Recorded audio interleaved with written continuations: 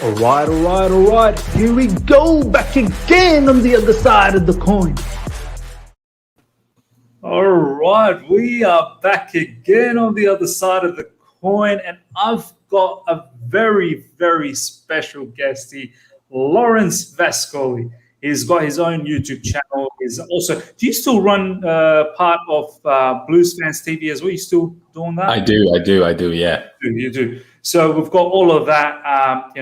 This particular man is no stranger to the YouTube world.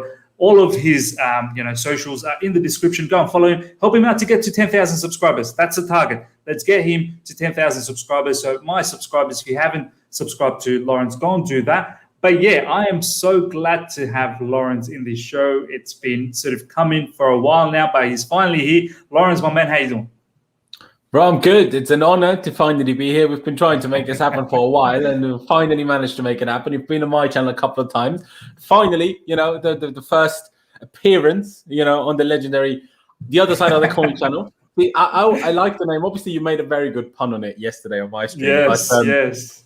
I also think of it like you live in Australia, other side of the world as well. I love it. Big name. You know what? I had a massive amount of fun. Earlier morning for me, late night for you. You had PYS there as well. We did the player ratings. Honestly, that stream was fantastic, and shout out to you for running in such a fine establishment. And I need to clip that out because I'm very proud about that particular pun that I use in your particular streams to clip that out. So I can't wait for that. My man, let's get straight into this. Shout out to the live chat so far that's in, and all the people that will join throughout the stream that we'll see down the track as well. Thank you for all your support throughout this time. Helps out the channel a lot. But let's get straight into this particular stream. We've got quite a lot of things to talk about, Lauren. So without further ado, let's start with Mason Mount. I need to talk about Mason Mount separately. In my stream straight after the match, we covered Mason Mount a lot, but I just want to individually look at him now, not just specifically on that particular match, Laurenz. I just want to start off by asking you, is this player now undoubtedly Chelsea's player of the season? I mean, for me, there shouldn't be any question marks unless something dramatic happens for the remainder of the season, which is only a few more games left anyway. But from your perspective, is it set in stones now that Mason Mount should be the Chelsea player of the season? I would certainly say so. Obviously, like you said, there is still a little bit of the season to go, and the most important part of the season to go. I mean, we stand a chance in winning the Champions League and FA Cup and making top four. Like big things can still happen compared to what we've done so far. Like we kind of won't care about what happened at the rest of the season if we win 2 finals. So big things can still happen, but I think as of right now, he is kind of a standalone, number one shout for that. I guess. Not even going to say close second, but a second choice would probably be Edouard Mendy, just because he's come in, obviously missed the first 3 or 4 games or whatever until we actually got that deal over the line.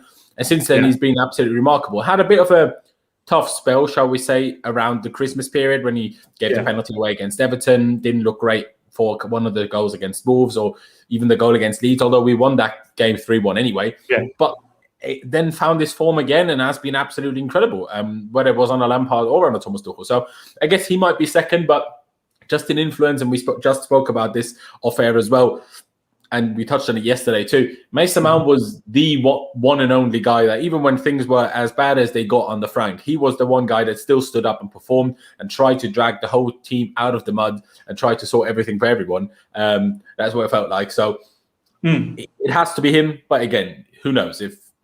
I don't know. If Thiago Silva scores a Champions League final winner, maybe we'll have to give it to him. Do you know what I mean? Absolutely. As I said, something drastic has to happen for this not to materialize. I mean, do we need to start also talking about the fact that he's 22 and he's achieving these sort of milestones already? We joke around about it in the Chelsea community, and rivals sometimes mock about this particular player. He gets compared at times with KDB and Grealish and whatnot. Sometimes probably not rightly so, because KDB is such a well-established player. But do we, Laurenz, need to start thinking in the mold that he may not be that level now, but he could potentially reach that, all because of how hard he works? He's so determined, Laurenz. I've always said that Mason Mount is not God gifted. He's not given all of these talent. I feel like he's had to work hard for his talent. He's had to work hard in training. He's had to work out hard outside of training as well. Do you feel like it's his hard-working ethics that will get him where we believe that one day he could be? Yeah, I would say so. I think, and obviously because Lampard was a manager as well, I think it was always obvious that those comparisons would be drawn. But I think there is a lot of comparisons between him and Mason. It's in a case of they will turn out to be, well, Frank already did, and Mason, in my opinion, will be absolute superstars. Even though they might not be, like you said, the most God-gifted players. This isn't to say that they're bad footballers. Clearly, they have a lot of talent. And clearly, Mason has a lot of talent. But maybe not quite as much talent as where his career will actually take him. And the reason for that will be hard work. I mean, people might not know, but, there is always this story that goes around. I mean, I don't know for a fact whether it's true, but I presume it is because I've heard it so many times. That, for example, Cristiano Ronaldo played with Quaresma when they were at the youth level, and all the scouts and all the managers were all saying Quaresma is significantly more talented. Well, we see how those careers panned out. Obviously, the one guy was more a fan of partying. The other guy, was more a fan of looking after his body and working hard. And, the one guy is the most goals scored of any player ever. Although I'm crossing my fingers that Messi breaks that just because I prefer Messi. But, for the time being, Ronaldo holds that record. And, Quaresma is he still playing in Turkey? Probably. But I think he is. Is. Exactly. Not doing anything particularly special now, is he? So it is a little bit like that. And the 22, I will say this, because a lot of people take the piss out of Nini and other people that draw the Kevin De Bruyne comparison. Yeah. Where was Kevin De Bruyne at 22? Wasn't he lunging about at Wolfsburg, finishing sixth in the Bundesliga or something, not playing Champions League football? Hey, I could be wrong. Maybe they finished top 4 with him at the time and played Champions League group stages. But they was definitely not having one, Actually, was he there when they played Real Madrid in the quarterfinals? I think he might have been there. Do you think? He might have been. I don't know. Maybe, yeah. I think he was at City already at that point. Regardless, right? Maybe that was a wrong comparison then. But anyway, Kevin De Bruyne at 22 wasn't who he is right now.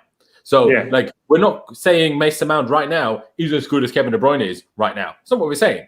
People are just saying there are similarities in their play styles, and as Chelsea fans, maybe some hope that he can get to at least close to the heights that Kevin De Bruyne has reached in the last few years. Yeah, no, you're right. It's what you said. How many players at the age of 22, are doing what Mason's doing right now in midfield? Let's talk a little bit about some of his goals that he's recently scored as well for us. He's been scoring a lot of goals under Thomas Tuchel, and some big ones as well. That one against Liverpool, brilliant finish to get us the victory on that particular match. There was one against Sheffield United where he had a really good, left foot finish going into the box. And obviously this one for against Porto, once again, very, very important goal. And what a finish once again. Laurenz, are you seeing, obviously he was very good under Frank Lampard last season. He was, for someone who's just come from the academy and just played a season in the championship. Yeah, he's had some stints in Vitesse and whatnot. Last season was fairly good, I'd say. But this season, not just under Frank Lampard, as we've already touched on, that he's shown the most sort of care during that tough period. But now under Thomas Tuchel, I honestly had some doubt when Tuchel came in. Laurenz, I just thought that maybe he's one player that technically might not be there.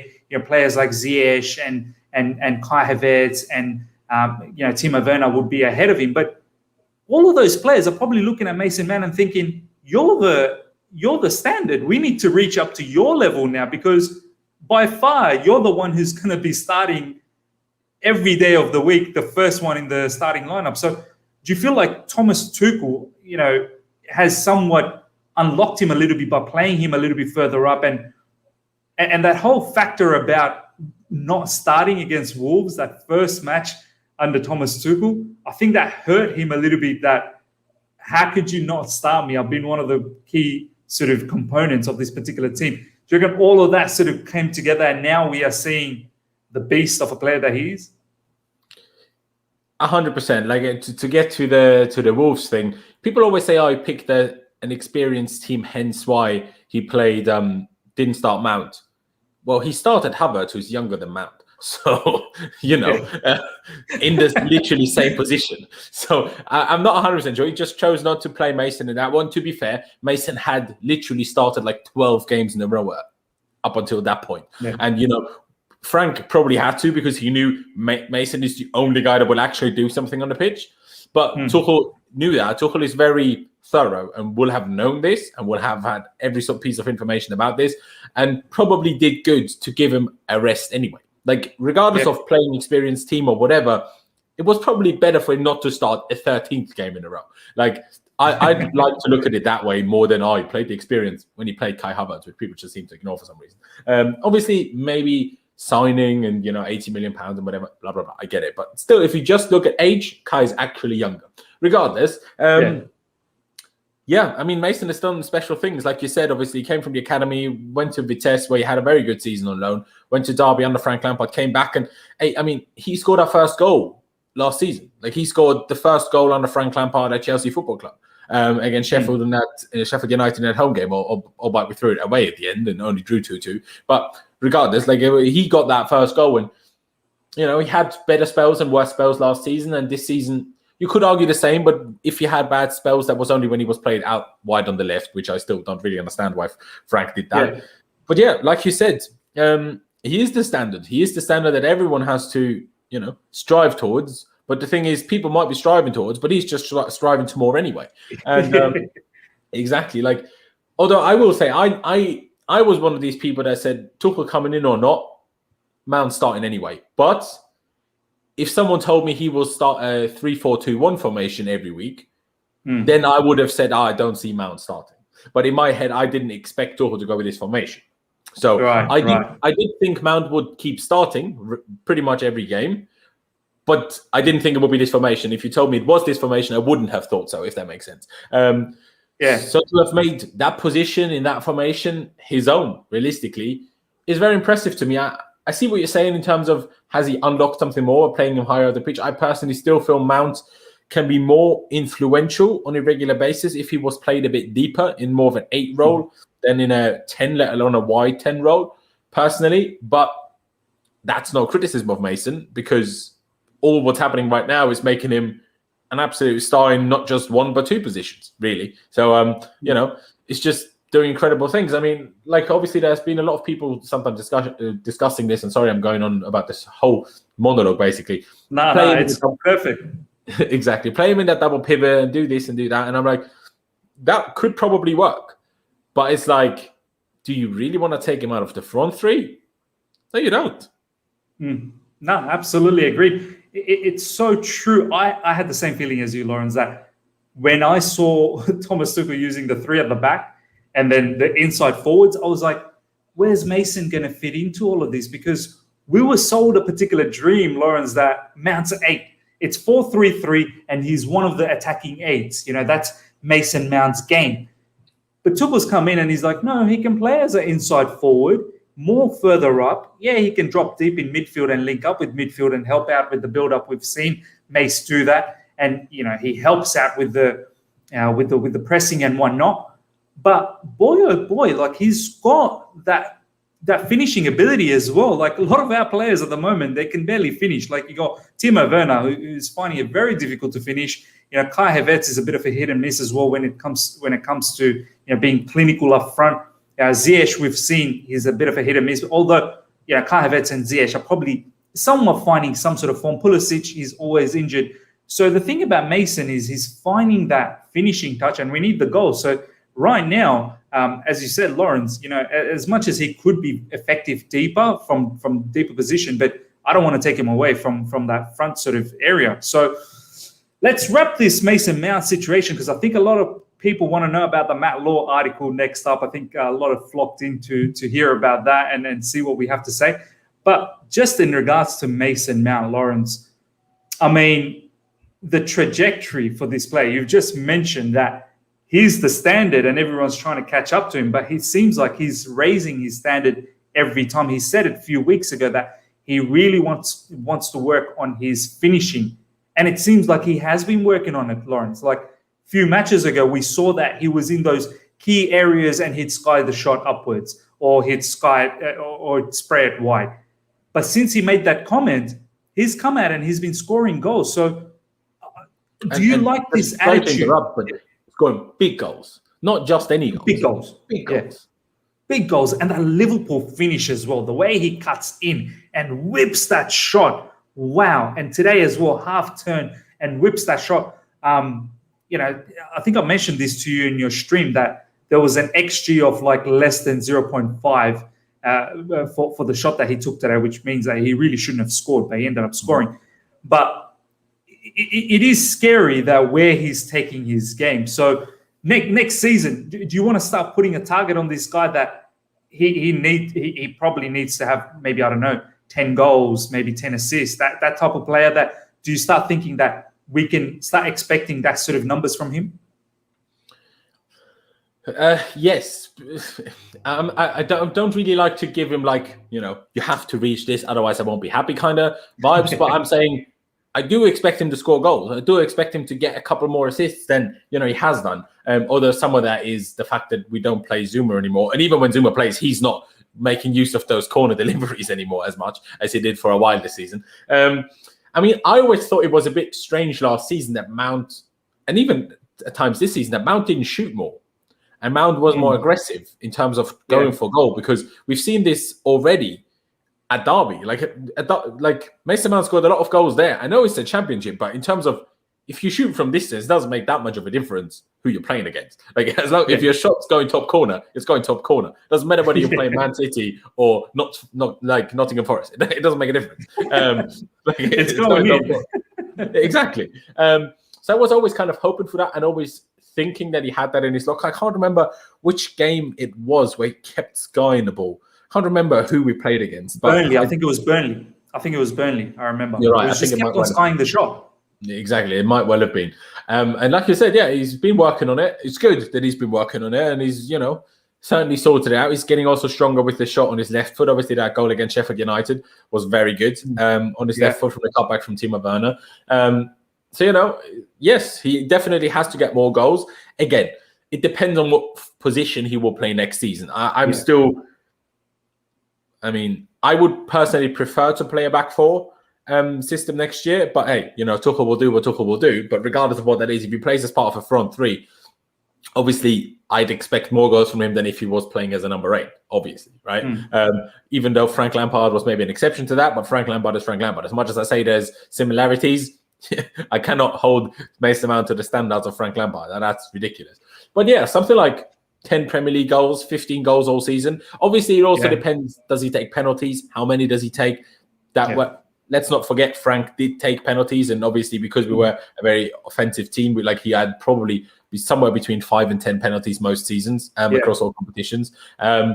So, you know, you have to take that into account. Obviously, whether Jorginho will be a starter next season, will Jorginho be even here next season? I would presume, I mean, he's second choice penalty taker right now. You'd presume if Jorginho leaves or doesn't start, Mason will probably be first choice penalty taker. I would have all along given it to Mason if it's not Jorginho. I was good technique. Mason's got very good technique for the penalty. Exactly. Like I know when Jorginho missed those 2 or 3 penalties earlier in the season, and then Frank gave it to Werner, and Werner just blasted it.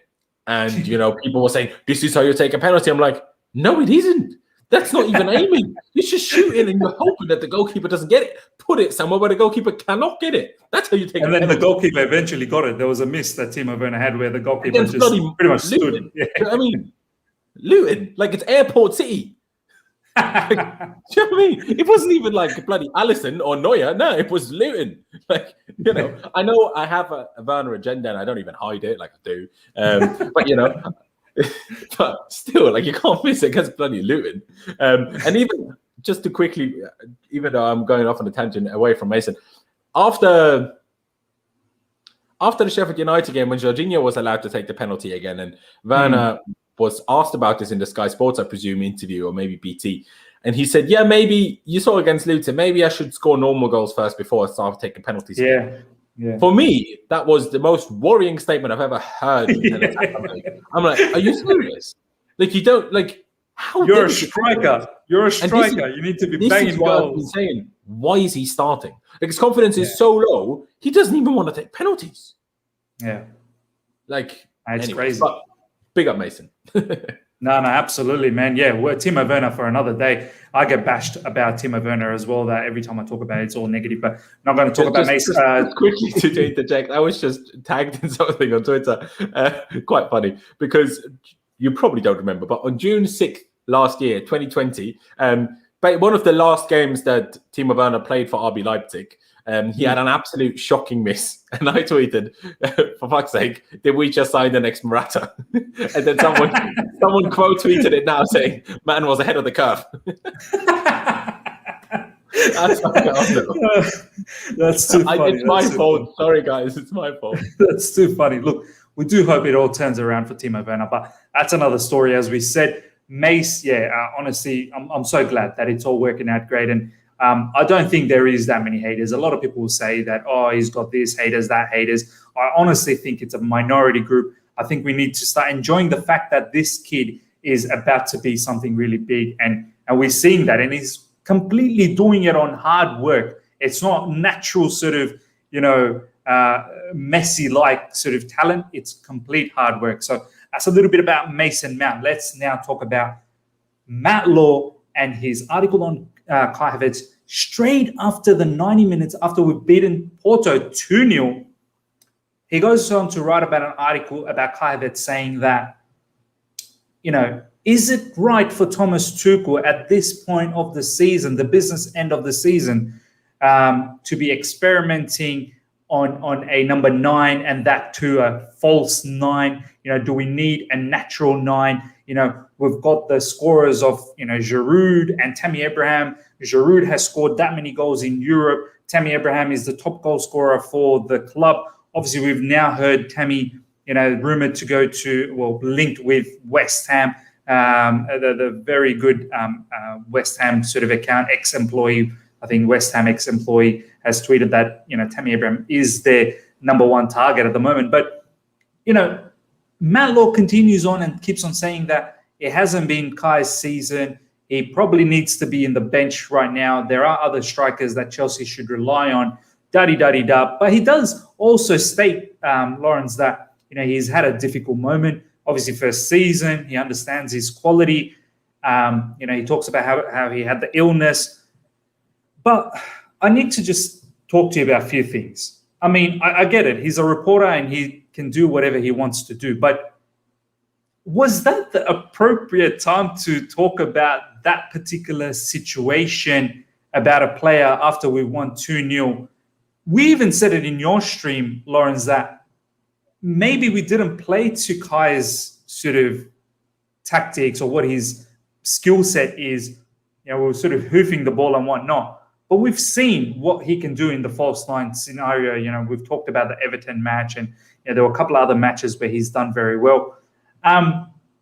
What is it with Matt Law bringing up? Because I said it in your stream that these sort of articles have a very, negative impact on the fan base because they quickly forget about the win and then they start bashing on a player when it's totally, totally unnecessary. I've said it as well in my tweets post that match and in your stream as well, Laurenz, that he didn't have a good game. I get it. He didn't have a good game. But I don't want to see him being benched. I feel like Tuchel is onto something. If we can unlock that potential of him in that F9, it could be something very special. And there's so many pundits. Gab Marcotti in recent times in Matisse's channel has said that he's not seen a player like Kai Havertz from what he saw him last season, the kind of destruction that he was doing. So from your perspective, Laurenz, just the first point, was that appropriate from Matt Law just after 90 minutes to put out that particular article? No. And if people don't really realize this, I guarantee you that article was drafted before the game was ever played. He might have adapted it a little bit in terms of adjusted to Porto. He was Porto today, blah, blah, blah. Sure. But to release it as quickly as he did after full time, he didn't write that up straight after. No. Like he 100% had that, drafted and was waiting for it. So it was preempted. 100%. I like 100%. And that's why I think it's wrong. And I think it's personally, I'm a big fan of the word waffle. It's a load of waffle. Like our best attacking performances under Thomas Tuchel have been with Kai Havertz starting. So I don't understand where this thing comes from. But I will say this. I don't think see, I don't mind Matt Law questioning whether leaving our top goal scorer out of the squad consistently, whether that's a good idea. I don't mind, because I agree with him.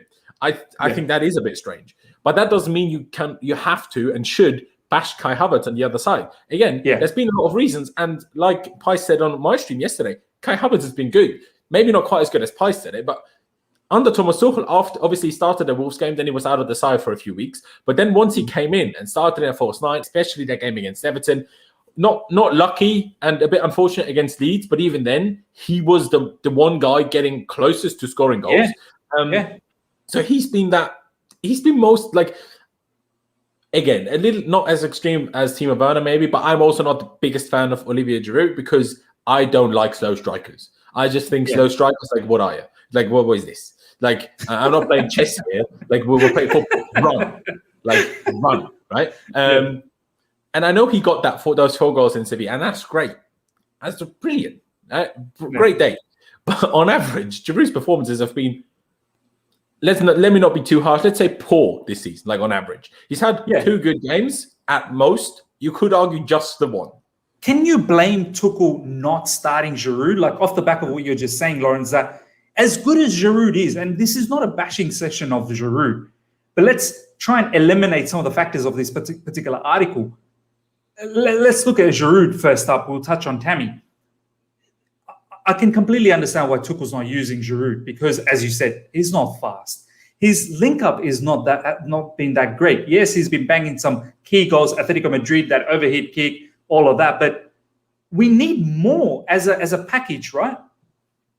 100%, that's it. And that's what people keep going on about. And I think it's people live in stereotypes and memories too much in terms of footballers. Like, they judge a footballer of how they remember them 2 years ago, 3 years ago, 5 years ago. That's how they judge every footballer. That's why every Chelsea fan is like, we need to get Aguero. I'm like, yeah, if we can get Aguero as a backup striker to Haaland, great. I don't want Aguero as our starting striker. The man's injured all the time. Like, what on earth is that? Like, that's so, and it's a similar vibe with Giroud. Giroud was amazing at hold-up play 2-3 seasons ago. Yeah. To be honest, you could argue even in restart. But this season, whenever he's played, his hold-up play, his link-up play has been dreadful, and Tammy Abrahams has been significantly better. And I saw someone in the chat a minute ago saying Tammy did not improve this year. I'm sorry, bro, but I completely disagree with this. I'm not saying he maybe didn't improve as much as some people would have hoped, but his hold-up play, his strength, his link-up play improved so drastically. And to be fair, probably some of that credit has to go to Giroud to help him with that. So, and that's fair enough. But I think Giroud's just getting older, and I'm not even saying Giroud is now shit. No, Giroud's 34 years old. Of course, things like that are going to slow down a little bit. And of course, if you're the type of player that Giroud is, where you don't rely on your pace as much, that extends your career, sure. But at 34, you're like, it takes a bit longer to recover. You know, a player like Giroud, he gets so many knocks every game, in the back, in the hip, in the leg, in the back of the head. He has so much. It's so physical for Olivier Giroud. He's 34. Of course, he's going to be able to deal with that. Not as good anymore as he was when he was 30 or 25, when constantly the defenders keep storming into his back. Of course, he's going to struggle with that a little bit. So it's only natural that his hold-up play isn't that great anymore. Hence why I'm not going out here and say, I want to criticize Giroud for it. But I want to criticize the fans that keep thinking he's the guy that he was 2 years ago, when he just isn't. Yeah. No, 100% agree. Let's eliminate Giroud off this scenario, all right? The whole striker, having a pure striker. Let's not talk about Tammy Abraham and then sort of tie this whole article that Matt Law talked about, right? Mm-hmm. Here's my perspective on Tammy Abraham, and I'll let you take your perspective, right? Yeah. I think Tammy Abraham has improved. You're right, Laurenz. I'm not going to deny. He has improved from last season. Last season, I thank him for all of the goals that he scored for us. And this season, he's taken it to another extra level. As you said, the link-up is better. I still feel his movement is not always on point. And people like Alan Shearer and Ian Wright have created amazing video clips showing many different examples where he needed to make a run and he needed to be in a certain position. It's not a coincidence that every time Reece James crosses it in, he's literally inches away. It's because he's not reading it quick enough. Because if he reads it quick enough, then he gets there and he makes that header. it's not a secret that someone like Dominic Calvert-Lewin is such a lethal weapon in the air, and his movement, the way he sharks into the box and he scores that many header goals, is because he understands that whole aerial ability, and when the cross is coming in, the trajectory of the ball, he gets that. Yeah, go on, Laurenz. Let me quickly interject because I will forget about this. Let's not ignore that Calvert-Lewin wasn't this before Ancelotti came in. So that tells me that it's also to do with coaching to get those runs right. So give the man a coach that teaches him how to do that. And also, I will say this, Tammy still gets closest to Reece's crossing from any of our forwards. Because Giroud's never... Like, how many assists does Reece have for Giroud? I can barely think of any. Yeah. Like, honestly, I can barely think of... Because even the Sevilla header, that was a Kante cross. That was a Kante cross. Yeah, exactly. So it's not like Giroud has that over Tammy, let alone Werner, obviously. Even if you got on the end of them, he wouldn't score anyway. And the next closest thing is probably Pulisic when he plays on the left and arrives at the far post to get on the end of those crosses. Like, he's probably the next best thing. So while I agree that Tammy doesn't get on the end of those enough and should do better, he's still closest to it from all the other players we have. No, true. And you're right. The coaching factor is a very big factor. I'm not really sure how much Frank was there closely with Tammy, telling him about movements and making those runs and whatnot. Maybe someone like Tuchel can do that. But here's the thing. Like, it's not criticism. Just for me to clarify, I'm not criticizing Tuchel should have done this so far already. Obviously, Tammy will probably be gone by pre-season, but I'm just saying, no criticism of Tuchel that it hasn't happened so far. 100%. I was just going to say that Tuchel's come in a situation where he doesn't have that luxury to sit down with Tammy and, hey, let me teach you the movements. Let me tell you exactly what I expect. So, I'm not one bit surprised, Laurenz, that the fact that a couple of times Tammy Abraham has been hooked off at halftime, because I feel like Tuchel's come in and he needs like that if you're going to be that lone striker up front, I need certain movement, I need certain style of play that is required for me. And when you have the inside forwards, I need you to do X, Y, Z sort of stuff. And he probably wasn't getting that from Tammy Abraham. So the way I look at it, Laurenz, is that it's up to Tammy to go out there and try and impress Tuchel in training and do his level best and try, because I don't know, and this is the question that I want to ask you now, Laurenz, is that do you feel Tuchel is a particular manager that comes across that who just shuts off a particular player? Like, why would he? What's his interest to shut off someone like Tammy Abraham? If Tammy is doing what he does in training and he's training well and he's doing all the things that Tuchel has asked him to do in about darting runs and clinical finishing, better link up, better hold up and whatnot, why would he want to just absolutely shelf him away? Why would he do that? It's a very, very difficult question because I don't know. To some extent, I don't understand. In all honesty.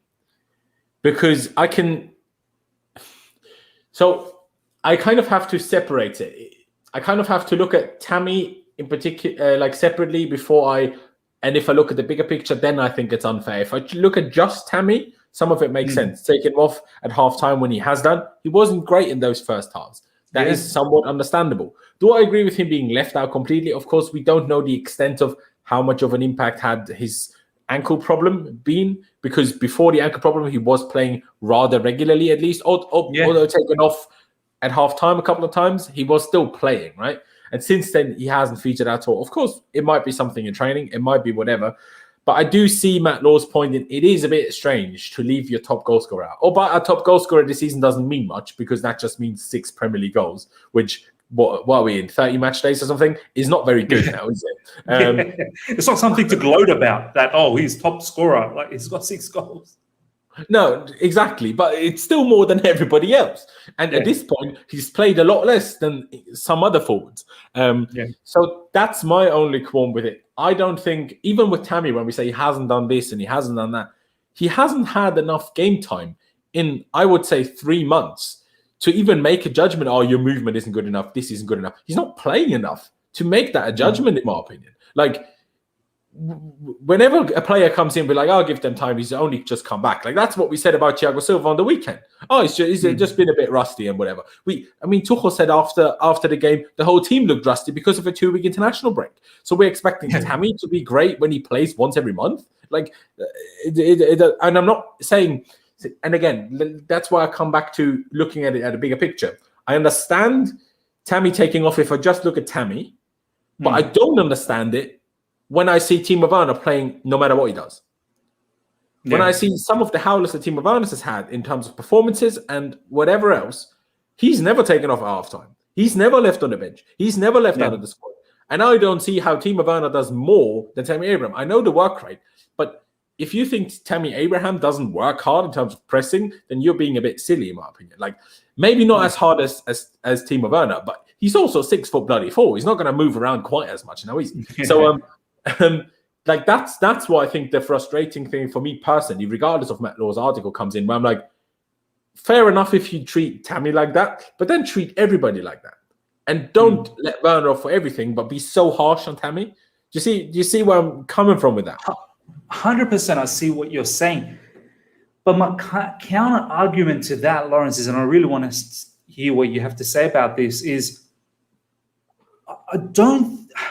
I feel like Tuchel is not satisfied with the characteristics of our strikers to play that striker role. Like, he's not really happy with either Giroud, Tammy, or Timo Werner if he plays up front on that lone sort of strike. He's not happy with any one of their characteristics. So at the moment, the reason why Timo is playing more, and it's generally in the inside forward role, he's played maybe a couple of games in the striker role. Against Liverpool, he played that because Liverpool plays the higher line. And Timo Werner had a fantastic game against Liverpool, to be honest, playing as a lone striker up front and really penetrating their defense. But predominantly, he's been playing as an inside forward. So, and I don't think Timo would have got that many minutes as he's getting now had Pulisic been on the spot with his health. If Pulisic was absolutely bang on with his injury issues and whatnot, I don't think Timo Werner gets that many minutes. And I think Pulisic starts taking that. That's why I feel, Laurenz, that Kai Havertz has come and materialized as a striker, because it feels like he's got the height, so he's good. Surely he should be good aerially. He's got the ability to pass the ball. He's very good with his vision. He can drop deep in midfield and link up with midfield. He's got that one-touch passing ability. For a tall guy, he's quite swift, quite fast, and his movement is much better. History tells us through the Bayer Leverkusen times and all of his sort of involvement in Europe. Do you feel like that's the reason why Tuchel's gone with that ideology that if I can unlock this player, Kai Havertz, to what he was doing in Europe last season under Leverkusen, then that kind of solves my striker issue, because I'm not really satisfied with any of these strikers that I have.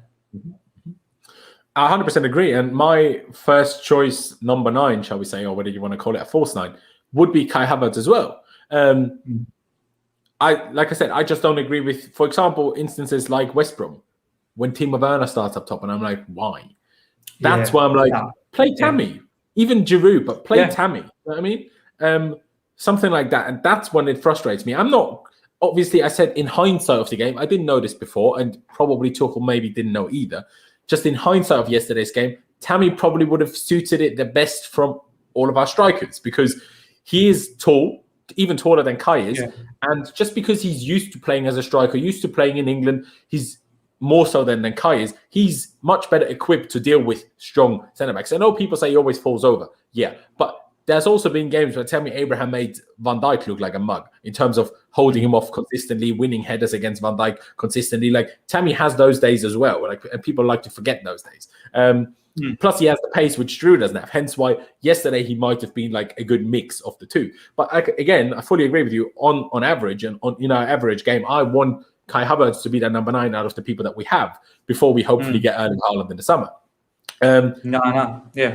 So that's my viewpoint on it. Yes, go with Kai. I fully agree, but that doesn't mean you need to leave out Tammy out of the squad completely. Of course, if Tuchel has decided I don't want to really use Tammy Abraham much, he will probably sell him this summer. I will try to convince Giroud to sign another contract to be our third choice striker for next season, whether we sign Haaland, whether we sign Lukaku, whoever.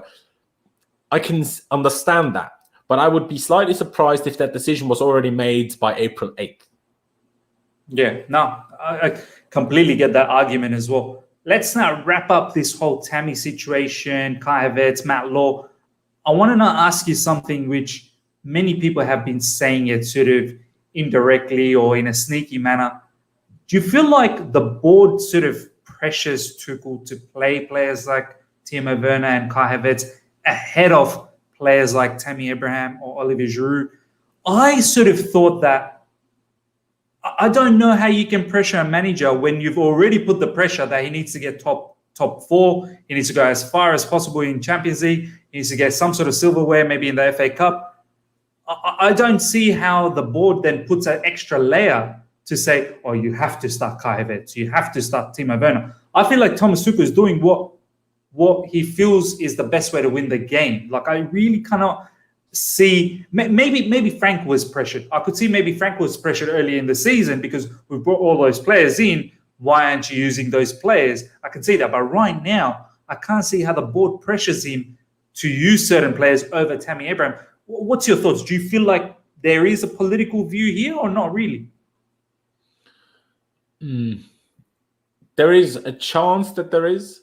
Obviously, people put it in a chat, the German bias, maybe. Again, to me, that doesn't explain leaving him out of the squad, though. And that's kind of my bigger issue. I don't have that much of an issue with Tammy not starting games, but I don't like him being left out of the squad. I think it's also a dangerous game to play by Tuchel of turning some of these young English players that are good friends with Tammy against him, which is something I don't want to see. I just think it's a dangerous game to be played.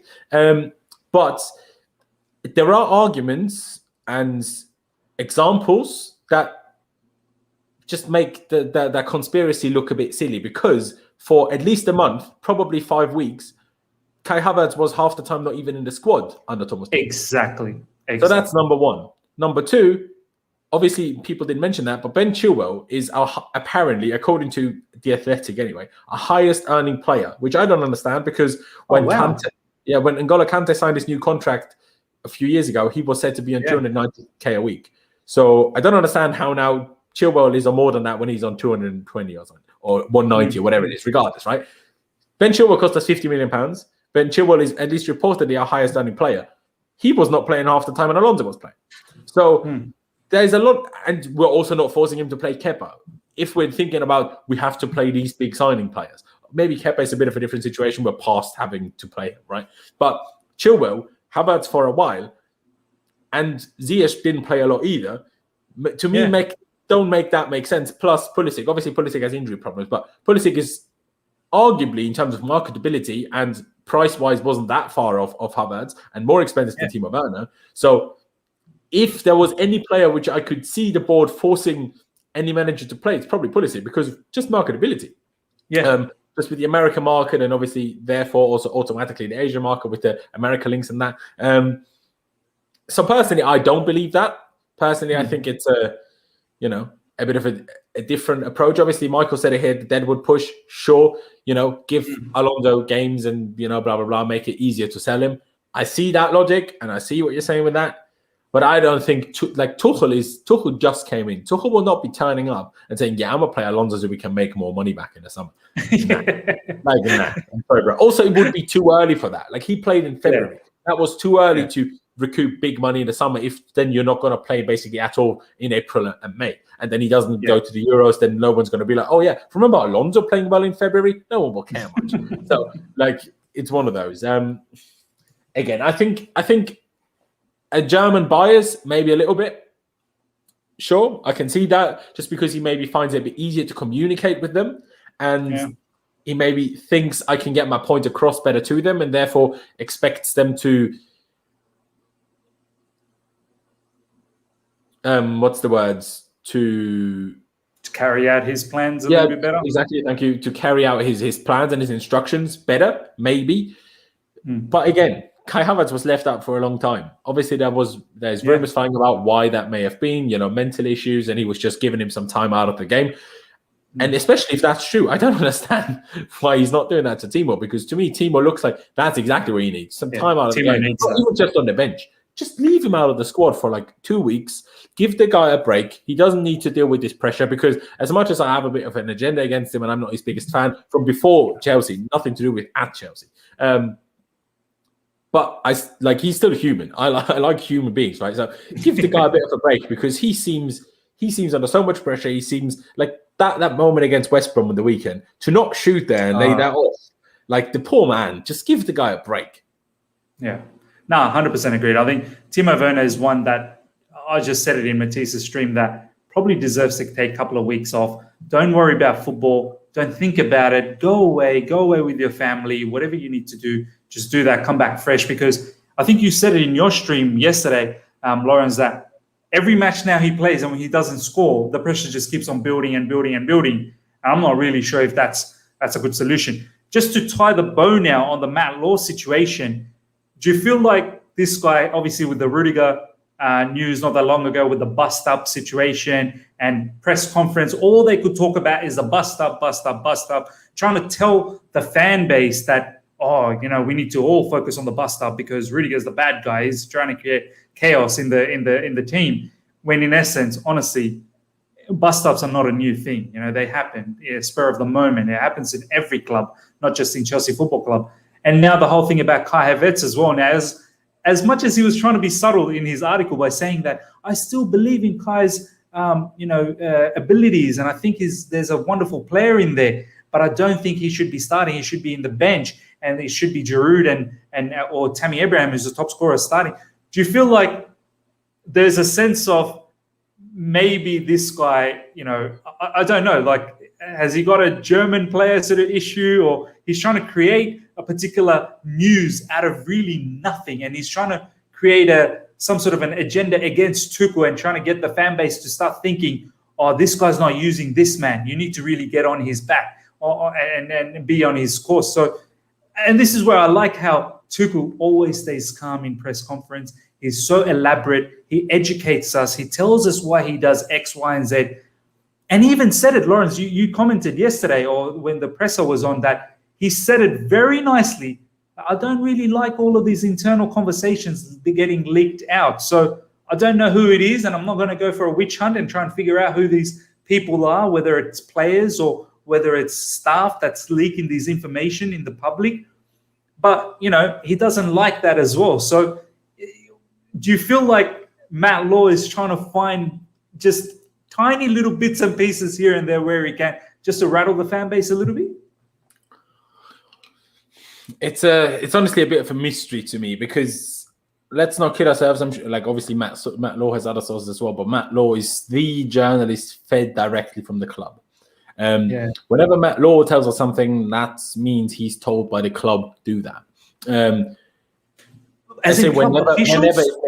Club officials have told him to do that? Yeah, look, on instances, not on the Rudiger thing, but in terms of whenever certain rumors are being pushed, whenever certain whenever transfers and stuff, like if a transfer is happening. Yeah, exactly. This player might leave, and this player we want, and when it's like push that, push, like, again, I don't think it's like for the Rudiger bust up. Talk about that, please. Not at all. But still, he is fed by the club directly, and if Matt Law says something, and so it was the case until Frank got sacked and the whole Rudiger thing happened. Until then, it was certainly the case. You kind of think if Matt Law says that, that's what the club thinks. That's what it's been like. For the last few months, it's kind of changed. So there's two kind of approaches to this. One, has Matt Law been cut off by the club? Hence why he's now consistently saying crazy things like that. Or, like, you know what I mean? Like, maybe the club weren't too happy with their reporting after Frank got sacked and like going against his players, because the club's PR team did everything they could to basically give rectify that. Exactly, to rectify it, to make these players look good. There were so many interviews with Thomas Tuchel, like these one-on-one with Lee Parker, whatever his name is, and so many times he was like asked about Kovacic, who was obviously rumored to be one of the guys that went to the board about Frank. Yeah, there was so many questions about Antonio Rudiger. Then Antonio Rudiger did interviews himself. Kepa was interviewed after the Spurs game. Alonso is being interviewed. All these players that the Athletic and Matt Law rumored to have been involved in the sacking of Frank Lampard were all given individual screen time by the club to bring the fans back on side, I would presume. So that makes me think maybe he was just cut off and being stopped this highest level of information feeding of the club. Maybe this is just a complete conspiracy and complete theory that I have, but because some of it is weird. I don't know if he has a problem with German players as such. I'm sure he likes English players, and I'm sure he probably wasn't that happy with Frank getting sacked. And hey, I studied journalism myself, and obviously you're meant to be unbiased. But realistically, if you are involved in a club, in a fan base, as long as Matt Law has with Chelsea, or by him being personally an Aston Villa fan, it becomes at some point nearly impossible to keep your own opinions out completely. So I understand and accept it to some extent, but there comes a point when the Rudiger thing, with obviously the Havertz thing now, well, it's weird. But at the same time, I also want to say this as my last point. If Matt Law is being told about this Rudiger Kepa situation, he would not be doing his job if he didn't report on it. Yeah, fair enough. Yeah, that's basically what Timo Werner's doing, giving him the ball in front of goal and not scoring. That's what Matt Law would be doing if he didn't report on this story. That's literally his job. I feel, and contrary to that, I completely understand what you're saying, Laurenz. First of all, shout out to Pre. This is a comment that I really like. No way Matt Law should be given such importance, not in a disrespectful manner. Everyone should have critical mind to judge for themselves. And I've seriously promoted that many a times in the fan base, that please do not just go out there, read something from one of these journalists and make up your mind. That's it. Do your own research as well. See what everyone is saying. Sort of let it marinate in your head for a little bit. Let it marinate. That does this make sense? And then come up with a particular comment. But yeah, in regards to what you're saying, Laurenz, that Matt Law, if he was given this information about the bust up, then it's his duty to do that. But I honestly do not think, Laurenz, that anyone internally goes out there and gives this information that there was a bust up between Kepa and Rudiger today. Go out there and tell that's not official, but someone, obviously they must have some sort of mole leak. I think it's a player. I think it's a player that is close to him. And I mentioned it too. I don't want to say it. I could be wrong here, but I feel like it's someone who's close to him or whatnot, and he's just leaking this information because clearly Thomas Tuchel doesn't want this to happen. He doesn't want any of this information to go out. Even though he's come out and he's admitted the fact that, there was a bust up, there was this, there was that, it was quite serious. But he said it that I really don't like all of this information going out. So, whoever is doing this, I don't know what the ultimate goal is, to get these information out there, making players like Rudiger look bad, and X, Y, and Z, and all of that information that you said, Laurenz, that, the Athletic and how Matt Law, straight after Frank Lampard got sacked, they try to sort of put an image across Alonso, across Kovacic, and so on and so forth. I'm not really sure what's the greater benefit here, but we move. That is what we're going to talk about in this particular Matt Law situation. We want to talk about, round things up with Champions League now. Can I just quickly have the point, because personally, I don't think it's a player. I think it's a staff member. But when I say staff, I don't mean coaching staff. I mean like backroom staff. I don't know, a physio, something like that. Because and my logic for that is that Chelsea have been leaking, or there have been leaks within Chelsea for years, longer than 95% of our players have ever been at the club. And for us to be so unfortunate to keep signing players and keep getting players into the first team that keep leaking things, that feels too unlucky to me. So it makes more sense to be someone that's been around all the time. Do you see what I'm trying to say with that? Because it happened when Jose got sacked. The whole Fabregas, Costa, Hazard, when in defense ended up with obviously their the boards, their snakes and whatever. It happened then. It happened with Conte. It happened with Sarri. And it's happening. It's happened with Frank, and it's happening now. To me, other than Aspie, no player has been around for all of that. I definitely don't think it's Aspie. So to me, that makes me think it must be someone in the staff. And I spoke about this with, was it Pice? I spoke about it with someone, and they were like, "Yeah, but." Oh no, but my girlfriend. Do you really think the dressing room stuff will be even told to the physios? Like, they're not in the dressing room in the team meeting. I'm like, yeah, but if 5 players are sat in the physio room and all getting a massage, they might just be talking to each other about it, and then the physio hears it. you know. And I don't even want to name any, like, I don't know any names of any physios at the club, but that makes more sense to me than a player, because a player is living life on the knife's edge. Because if you do that as a player, agents play a big role in football. You know, if Chelsea get wind, it's an individual player.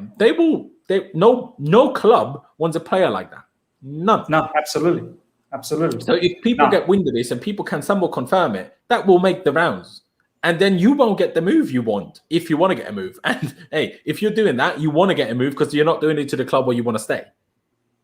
Absolutely. You know what? Now that's a very good logic. You know, perhaps, I don't know, I just had this crazy thought. Is there a player that's trying to, you know, rattle the sort of situation? But as you said, maybe, you know, why would a player want to do that if they want to have a clean slate and if they eventually want to go to a different club and whatnot?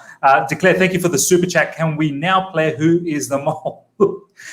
Play as much as you want. Declare, look, we can all sort of guess, as Laurenz said, that could be a physio. There's someone definitely leaking it, because how's it getting to Matt Law? That's the thing. And Tuchel has clearly said in the press conference that he doesn't enjoy this. He doesn't like how even some of his meetings information, the stuff that he's saying in meetings, are getting leaked out as to what he talked about post-match, pre-match, and whatnot. So, yeah, let's see how this materializes. Enough about that. Laurenz, let's talk about Champions League roundup. A lot of stuff happened in Champions League. I think it's timely that we try and sort of take in what has happened so far. Let's talk. We'll keep the Chelsea one right at the end because we've talked a lot about the Chelsea one, obviously. Manchester City and Dortmund. Man, I honestly thought Dortmund were probably unlucky not to get something out of that, because Bellingham had a goal, a genuine goal, disallowed. I'm not sure how that has gone about. Erling Haaland literally pushed off Ruben Diaz, and then his shot was just saved by Ederson. And in the second half, obviously they equalized, and Foden was fantastic, honestly, and then gets Man City back. But do you feel this is a foregone conclusion, or do you think Dortmund has a chance next in the second leg in Germany? Dortmund definitely have a chance. That referee was honestly on something, I mean, Jude Bellingham and his dad are all posting the job. I think it's an effing disgrace and thing. I couldn't agree with it more, honestly. Like, I don't like. We can criticize, the ref blowing the whistle, sure, but the big criticism is that he blew the whistle before the ball went over the line, meaning VAR couldn't check it. Because if he just, even if you as the referee think it's a foul, aren't they instructed, Laurenz? Aren't they instructed exactly to let it go on? That's the point. They are instructed to do so because that's what VAR is. And, people on BT make the argument, how many times do we see them let him, clear as day offside, play for another 5-10 seconds and make these players tire themselves, be in danger of pulling hamstrings, sprinting 50 yards until they get on the ball when they could have just blown the whistle because he was well offside. Honestly, if I see the day where Pulisic pulls his hamstring running after a ball when he was 2 yards offside and the referee didn't blow the whistle, I'm going to his house, because that's endangering of people. He should be sentenced and sent to prison for that. It's ridiculous. But in that situation, blow the whistle before the ball goes over the line is insane. And honestly, also the penalty situation where he initially blew a penalty for Emre Can. You tweeted that, how he got the yellow, and he argued that, take my yellow off. Exactly. And I will say this, obviously, if Emre Can was basically being disrespectful in arguing this, it's still dissent and he should still keep the yellow card. That's true. But why on earth did Rodri not get a yellow card for the most blatant of dives you have ever seen? It wasn't a case of it wasn't enough for a penalty. There was zero contact between them. And the man held his head as if he was kicked in the head, honestly, like nothing. And then when the penalty wasn't given or got overturned, he was stood there in the pitch. Why?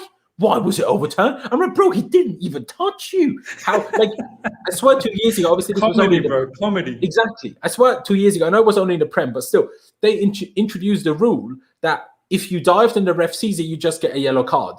If the referee doesn't see it, you in hindsight get a 2-match ban.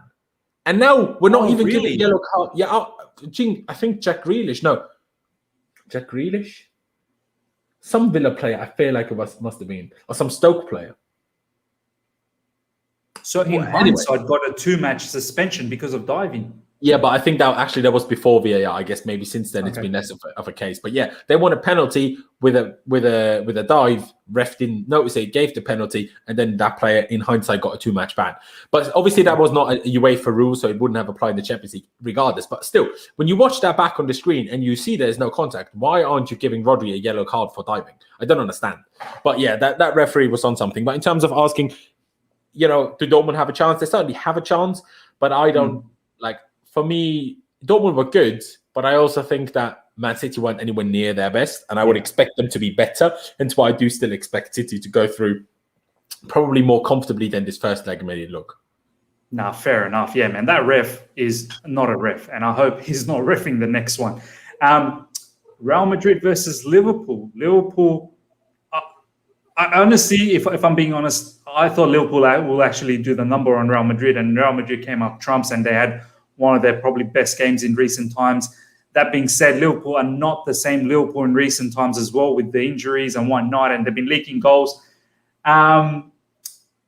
Is this a foregone conclusion now for Liverpool, or do you see an epic comeback again, just like the way they did against Barcelona a couple of seasons back, and they ended up winning the Champions League? Or do you feel like Real Madrid's got it in the bags? I think it's possible. Obviously, they only need 2 goals. They only need to win 2-0. But because obviously the away goal that Liverpool got, do I see Liverpool keeping a clean sheet against Real Madrid? To be honest, no. But it is Anfield. But it's Anfield without fans. And obviously their record at Anfield in 2021 has been nothing short of diabolical. Like nothing short of diabolical. And obviously the game against Leipzig in the round of 16, neither of those games were played at Anfield. They won there, but it wasn't Anfield. So it's a tough one. I hope it's Real Madrid. I hope that it's Real Madrid that gets through, and I have a simple explanation for that. If we lose in a semi-final to Real Madrid, I can accept that. We, in the end, got to the Champions League semi-finals. We put ourselves in the top 4 clubs in Europe. I'm okay with that. If we lose to Liverpool, I'll be fuming. I'll be fuming. Because they were shit. We battered them in the league. I know we only won 1-0, but we should have won about 7-0. They were dreadful. True. Like, dreadful. True. They're awful. And Klopp's the most overrated manager in the world, maybe behind Pochettino. No, I'm joking. I'm going on a tangent. Klopp is very good. But Klopp has kind of lost it a little bit and needs to get things back. But yeah, so that's why I really want Madrid to go through rather than Liverpool. I think they will, but it's definitely not done yet, if that makes sense. Yeah, no, absolutely. You're right. If we get Liverpool next up, and I know it's not finished yet with Porto, we do have a nice advantage, but obviously second leg, it's not finished. They've got some key players coming back. But if it is Liverpool next up for us, it would hurt to lose against them. I still think we can do very well against Real Madrid as well, regardless who goes through in that particular scenario. But yeah, I don't know. I feel like Liverpool might just do a bit of a madness against Real Madrid in the second leg and could just pip them and move into the semi-finals. But we'll see what happens there. But just quickly before we move on to the next game, who would your preference be, Laurenz? Liverpool or Real Madrid in the semi-finals? Obviously, you said you wouldn't mind facing Real Madrid, and if they beat us, then you would take it lightly as opposed to Liverpool beating us. But who would you actually want to face? Yeah, I know it sounds silly, but for honestly that reason, I would prefer Real Madrid because, and I think yes, it might be a slight edge easier against Liverpool, but I don't think there's much between them, to be honest. Neither of them have been in the greatest of form. Both of their squads have experience in this at this level, which they have over us. Like our squad will certainly be more nervous ahead of a semi-final than theirs will be. I mean, Liverpool have gotten through to two finals in the last 3 years, and half of the Real Madrid squad have won the Champions League 3 times. Some of them even 4 times. So now, but for me, it would be Real Madrid. Obviously, you never know with their injuries. Will Hazard be fit? Will Ramos be fit? Who knows, right? But yeah, to me, I'd rather Madrid. No, fair enough. Tyrone, this is a cheeky little comment from you. Chelsea could win the Champions League 2012. Man City won the league. There you go. That's another one for Dubois to add to his list. He's got a whole list happening in Chelsea Football Twitter. If you guys are not aware, check out Dubois. He's got this thread going on. PSG versus Bayern Munich. I mean, yes, Lewandowski wasn't available. I really didn't think that PSG would go out there and do what they did this morning. I still haven't actually watched that match. I know the score 3-2 and Kylian Mbappe had an absolute madness again.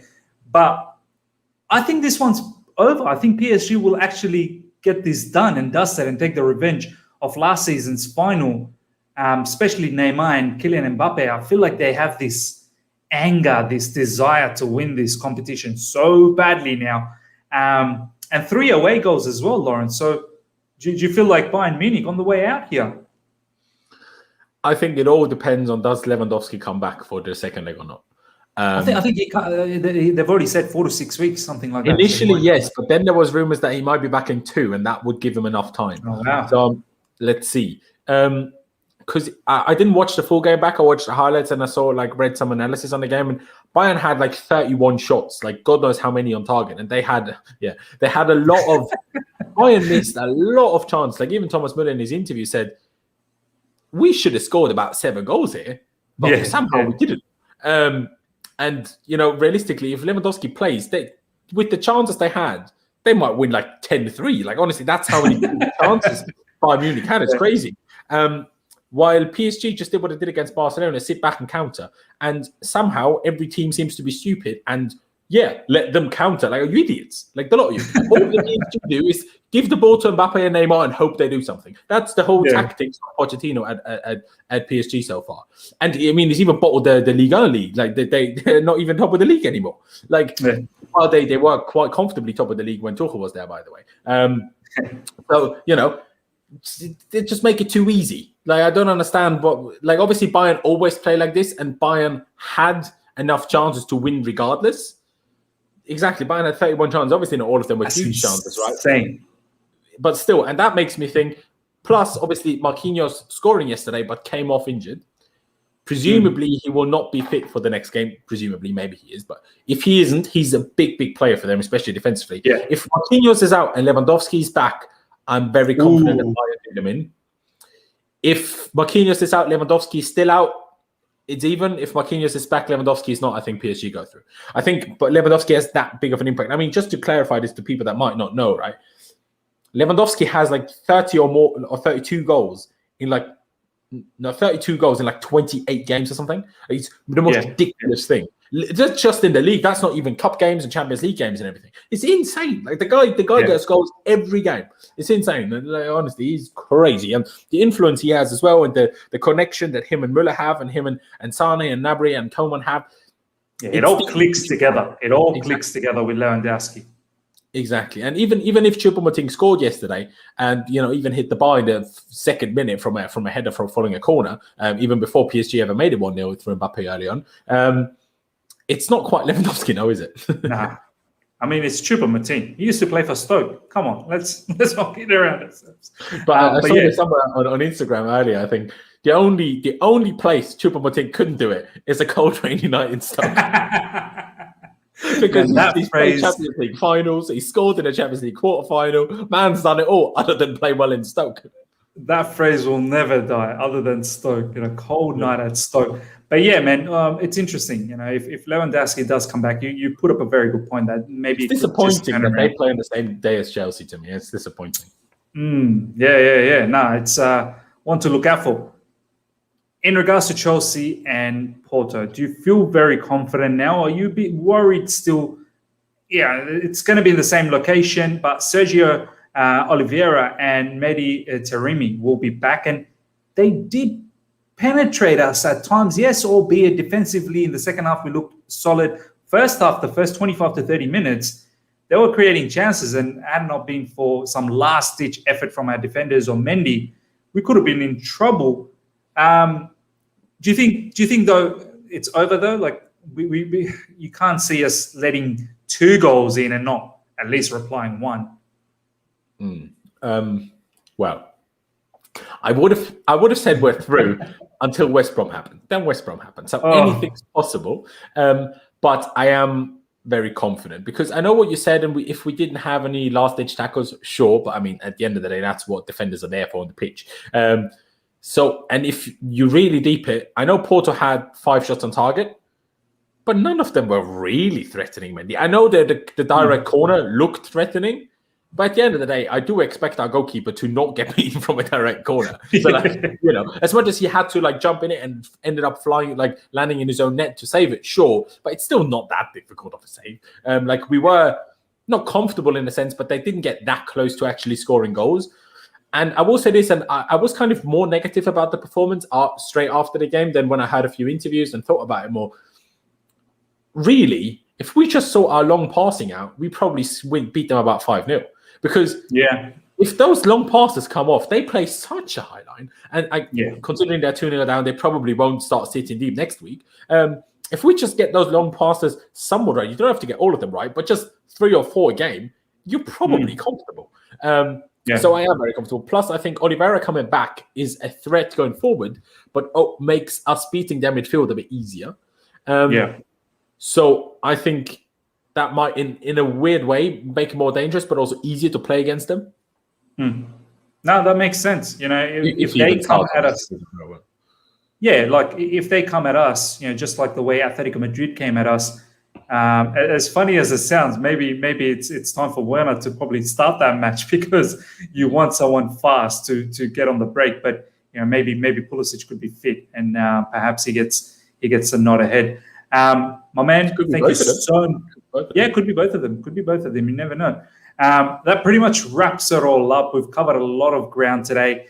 Talked about a lot of things. First of all, shout out to nearly 70 people that were on this particular stream. At the moment, there's 60. Shout out to all of you guys to always rocking up and showing the support. Please smash the like button while you're at it. Helps the channel, helps the video out a lot. And the other thing is, go out there and please subscribe to Laurenz if you haven't yet. All of his information is in the description at the moment. So go out there and help him on his quest to 10K subscribers. I really want this man to get to 10K. I think that'll be a fantastic achievement. And guys, thank you heaps. And Laurenz, any final sort of things to say? Anything we can expect from your channel coming up soon? Well, first of all, massively appreciate you having me. Like I said, it was an honor. Ladies and gentlemen, if you're still watching, be sure to subscribe to me. It's To the Other Side of the Coin. It's a brilliant channel, brilliant content. Check him out on Twitter. I mean, obviously, subscribe to me if you fancy that as well. But most importantly, smash the like button. I always make this reference, the like button before you click it. It's just a boring gray. If you click it, it turns into a lovely blue. And blue is the color. So why don't you do that? And I've said this before as well. YouTube just likes because it is art. A lot of people have pressed like here, so this must be great content. Let's show it to other people. That's how content creators grow. So it really doesn't cost you any money. It doesn't barely cost you any time. We're still waffling now anyway, so just go down below, smash the like button, help Liz out, subscribe to him, and again, appreciate you coming on. I will be doing a stream later on this afternoon with Lewis, maybe someone else, but we'll see, with Carefree Lewis G, of course. So if you fancy tuning in for that, we'll do that. And appreciate coming on. Honestly, really do appreciate it. And I hope I'll be back on soon. Yeah, absolutely. I'm going to have you, man. It's been a really, really nice conversation, honestly. And I think the live chat really enjoyed it. Lots of good comments coming out saying that it's been a fantastic stream and whatnot. And someone right at the end, Pepsi Gardenia, has said that good pitch. So well done to you, Laurenz, with that pitch. So guys, that pretty much wraps us up. If you want to see Laurenz later on, as he said, he's got a stream coming up, so go out there, follow him, and tune in on that. Until next time, guys, I don't know if I will have a stream tomorrow. Maybe I'll just have a Chelsea news sort of video coming up, but do look out for that. But until next time, everyone, take care. See ya.